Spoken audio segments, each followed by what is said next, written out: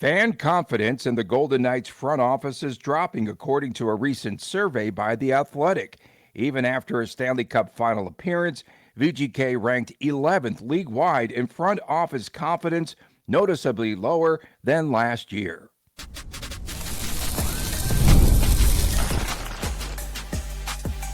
You're Locked On Golden Knights, your daily podcast on the Vegas Golden Knights, part of the Locked On Podcast Network, your team every day. Welcome aboard from Las Vegas. Tony Dasco and Chris Gawlik reporting. Coming up on today's episode, are fans losing confidence in VGK's front office? Expansion in Texas and perhaps another city? Another state, I should say, because Austin, Houston, those are the two cities so far, but there could be another one. And the fantasy hockey draft season is here. Monday through Friday, 1 o'clock each day. Catch this very show on the Silver State Sports and Entertainment Network. SSSEN can be found on Cox Cable Channel 77 and on YouTube TV. Chris, VGK dropped from last year's sixth-place ranking to number 11 in the Athletic survey, surprisingly low for a team that just reached the Stanley Cup Final.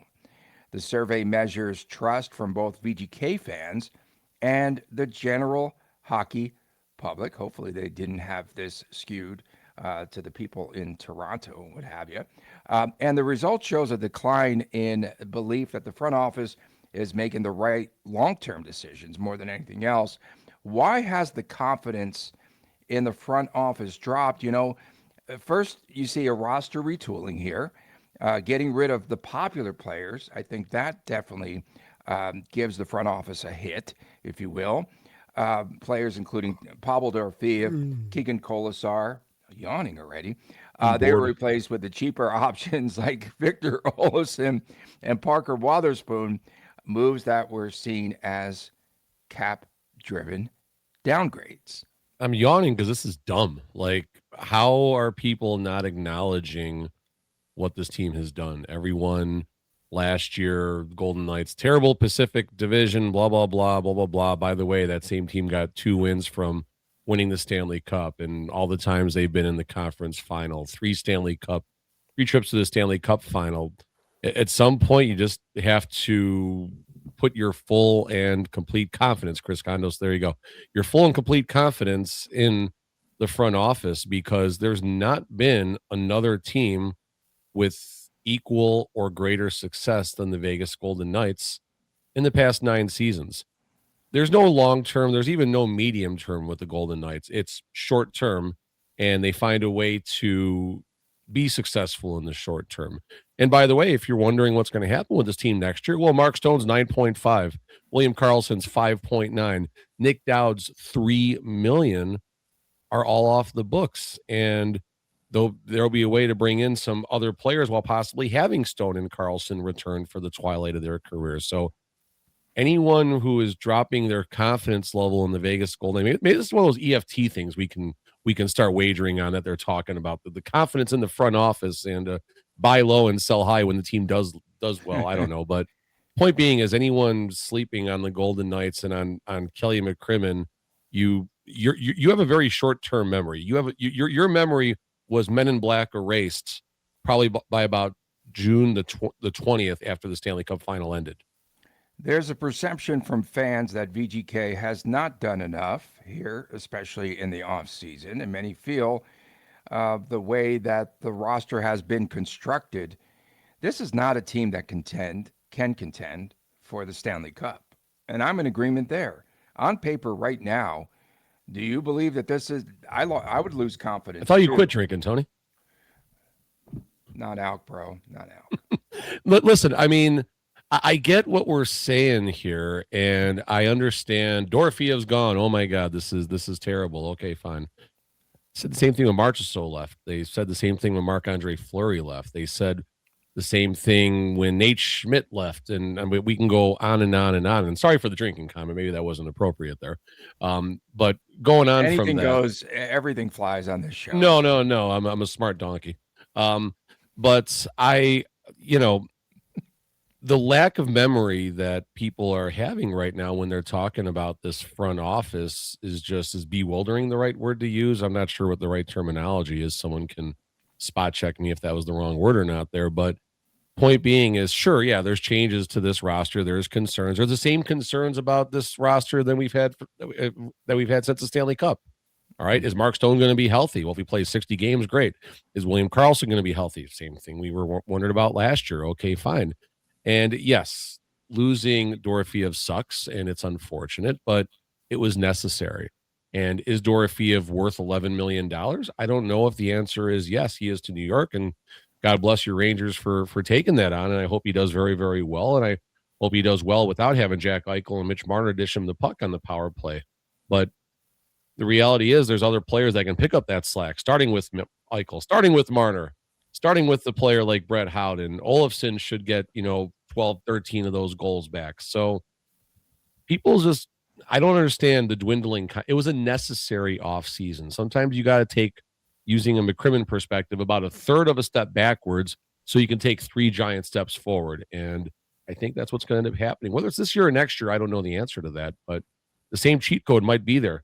Sneak into the playoffs, find a way, and all of a sudden they're in the Stanley Cup Final and they sweep the Avalanche again.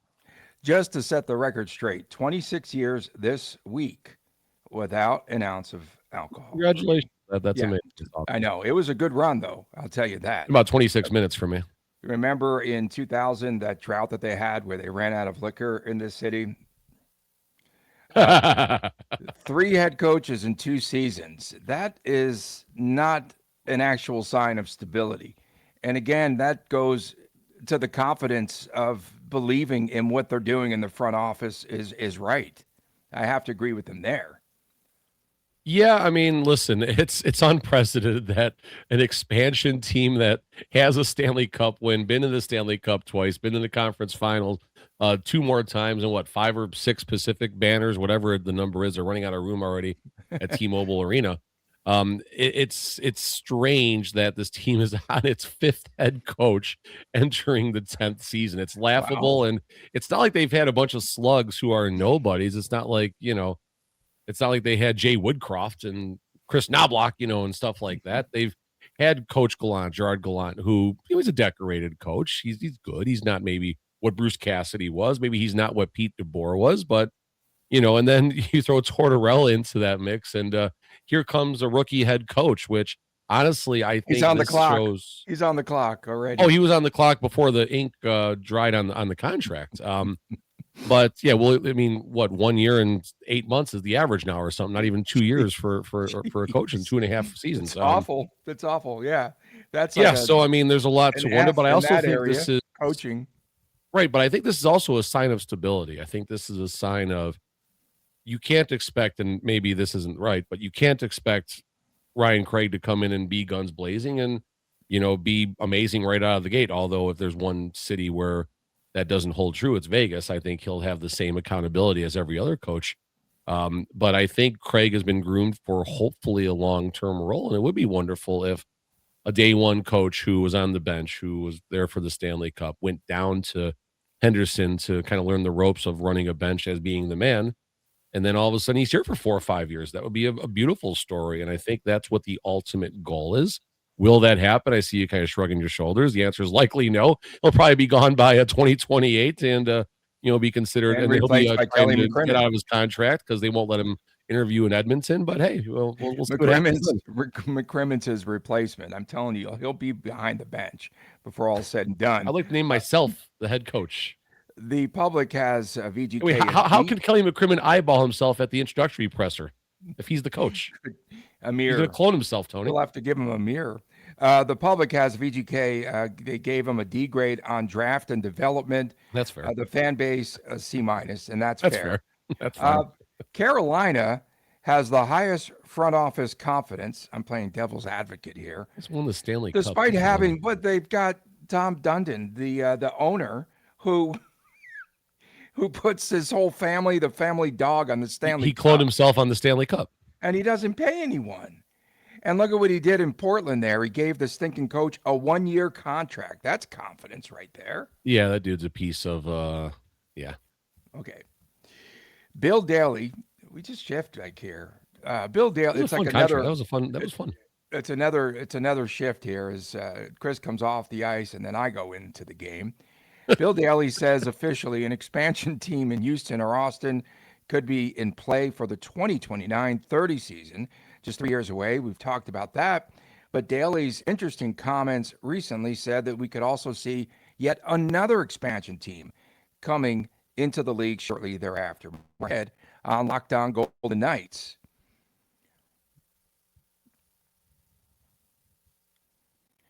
When workplace chaos hits you and you need the right hire, Indeed Sponsored Jobs helps you to connect with employers and connect employers with candidates who match specific needs like skills, certifications, and location. So less time gets spent searching and more time gets spent finding the right fit.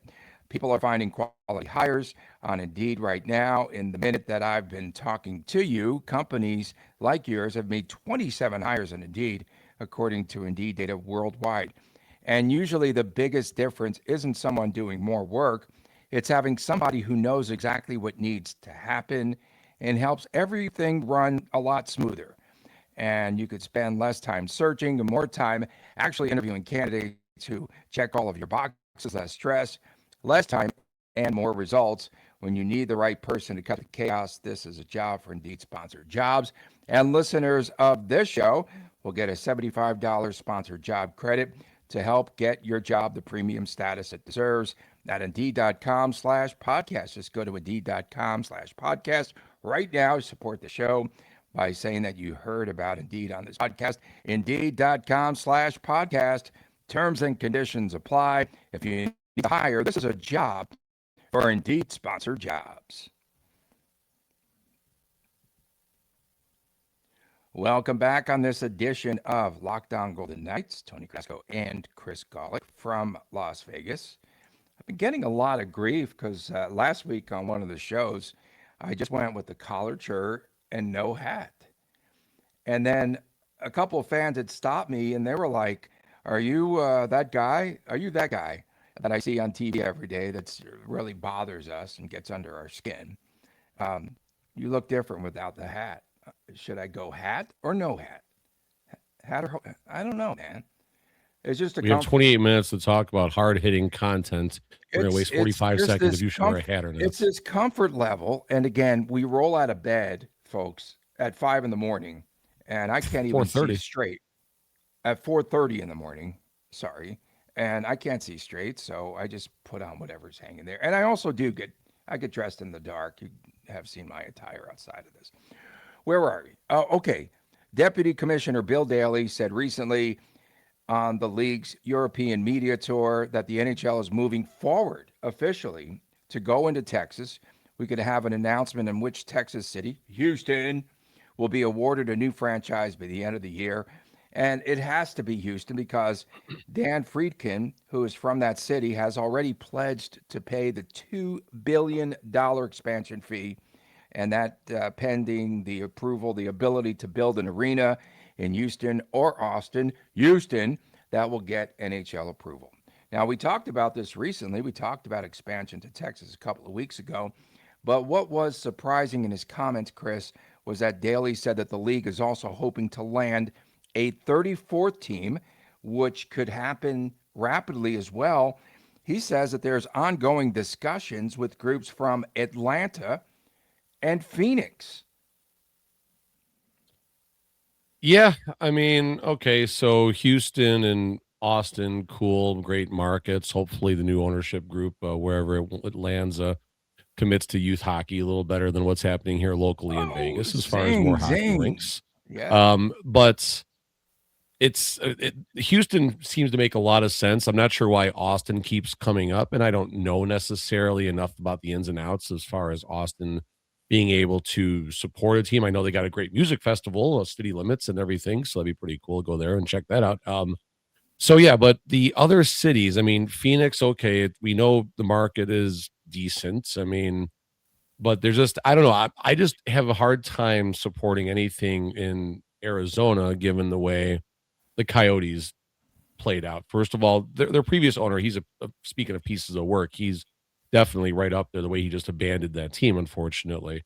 Hmm. But when was it Scottsdale? Is that where they were trying Yeah, to yeah. put the I think yeah. so, So Scottsdale. when the city rejects a stadium that would have been fully funded to the best of my knowledge privately and nothing to do with taxes or anything like that, and they only receive benefits financial, when they still shoot that down, that tells you something about the area. And I go back to Glendale. I understand that Glendale was not the best location. It was a good drive for the people of Phoenix to get down there, and maybe there wasn't enough support locally in Glendale. But in the same breath, if you're running a professional sports team and doing it the right way, people will drive. People come from the suburbs all the time to go check out a Blackhawks game, and other major markets. They're willing to drive that, 45, 60 minutes to get there and back. If the product's good enough, they will support it. And for a long time, they did in Glendale. So, and then until they didn't, I know part of that's on the owner and everything, but just the way things ended in Arizona, just kind of too much smoke for me, it sounds like. But Houston seems to be very viable. In Atlanta, I mean, great sports town, but they already screwed up twice, didn't they, with NHL hockey? Didn't they screw Yeah, up twice? not very The good. Flames And and the Thrashers, you're done. You're done. if they had the money in Quebec, and that's been, I guess, the sticking point there. If they had the right ownership groups there, they'd go back. They'd go to Quebec in a heartbeat, I believe. Structurally, Houston would be probably in the Central Division, and maybe a Phoenix franchise does make sense. I thought perhaps Houston goes to the Central, Well, then and Houston's in the I East, or would they take move someone else. They move I would Chicago take to the East or something. I would take Utah here in a heartbeat in the Yeah. pillow fighting division. That would be fun, right? New rivalry, perhaps. And both of these new expansion teams wouldn't necessarily come into the league at the same time. It's funny that Daly considers Austin to be a market similar to Las Vegas as far as market size, etc. And I think that they are worlds apart personally. I know that they said, well, the Golden Knights kind of set the stage here for all the other franchises to move here and shown the viability of supporting professional sports. But to me, I just don't think that Austin and Las Vegas are similar markets whatsoever. Maybe Never market been to size. Austin, so I don't know, I've but I been there, think but it's a bunch of artsy people, right? And what have you. I don't think that it it's the doesn't arts strike district me. with all the thrift shops and art Yeah, it stores and doesn't like it doesn't downtown. strike me as an NHL city. And no knock against Austin because there's some wonderful people, friends there.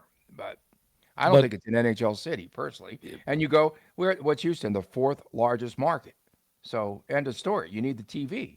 yeah, but I think what Vegas has shown is Vegas. First of all, there was fear forever for bringing any professional sports here with the gambling and the transient community as far as people coming and going and everything. And I understand all of that, but Vegas has also shown that if you run it the right way, you could probably put hockey anywhere, and that doesn't take anything away from the great people of the city who do support the Vegas Golden Knights. But when you get the right ownership group that comes in, does things the right way for at least a long enough time, and you cement your roots in the community, you build from the ground up, which the Golden Knights did a very good job doing in the beginning. I think there's a shift happening now. We've highlighted on previous shows about corporations owning some more tickets and stuff like that, and a lot of no shows for people who these corporations that do have season tickets and they never show up throughout the season for whatever reason. So if you build it the right way, they will come, right? I don't know, Field of Mhm. Dreams, right? If you build it the right way, they will come. And it kind of seems that's what the NHL is betting on if they get the right ownership group in an unproven market. Houston, major sports market. Austin doesn't have any professional. Where None. No. dumb question. I don't have a globe in front of me. I haven't been there in a while. Austin in Texas is closest to what major markets? Closer to Dallas, Houston. Where's Austin? In the middle, sort of Okay. like in no man's land, to be Okay, honest fair with enough. you. So I mean, if the right ownership group, you give people a reason. This isn't even just a professional sports thing, but if you give people a reason to support your business, they will. And obviously, it's a different scale when it comes to professional sports, but it's not really a bigger scale. You get the right group, you do the right things, people will support it. Yeah, and Daly does believe there are enough quality players to fill rosters for new teams. My And Daly concern. said that the league wouldn't want to keep the same playoff format real fast. They'd have to expand the playoffs and does not want a situation where 17 teams miss out and 16 would qualify initially. Yeah, I mean, this is a couple things really fast. This is where Raphael Lavoie finally gets a chance to make the roster, and your Brendan point of game. Brisson, no one signed him Yeah, yet, no, man. Brisson, no, he's done. He's CHL. Oh. But that, and you mentioned the playoff expansion. I'm supportive of, you keep the round of 6 once you get the 16 teams the same. I think the East and the West should have an 8th and 9th one-game play-in for whoever gets the 8th seed. 1 versus 8 or 1 versus, or maybe there's 8 versus just 8 versus 9. Maybe the winner is the 8th seed in the playoffs. A first round bye, I think, for the 1 seed too could be something that's viable. Good. No, and that's no a discussion. buys. This is hockey. No buys. Okay. Discussion for another time. Let's table that. That goes in the parking lot, as they say. Napkin. Next, it's time for fantasy hockey. We talk about where VGK players are ranked. It's coming up ahead on Locked On Golden Knights.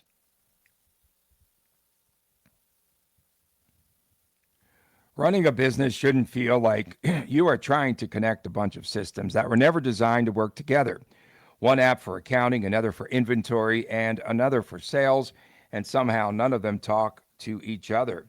And that's where Odoo comes in. Odoo is an all-in-one business management software.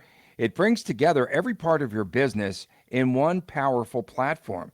From sales and accounting to inventory and marketing, everything flows. It all works in one place, and it helps your team to move faster, stay organized, and focus on the growing of the business instead of managing software. The best organizations know how to succeed. They know that success isn't just about talent. It's about having everyone working together for the same goal, and that's true in sports just like it is in business. And based on that confidence level here, the Golden Knights could perhaps use Odoo this season. Everyone needs to be aligned, and that is for sure. From the front office to the coaching staff to the players, everyone needs to pull in the right direction. Great organizations win because operations matter, and that's why you should get Odoo. Try it for free today, odoo.com/lockedon. That is odoo.com/lockedon.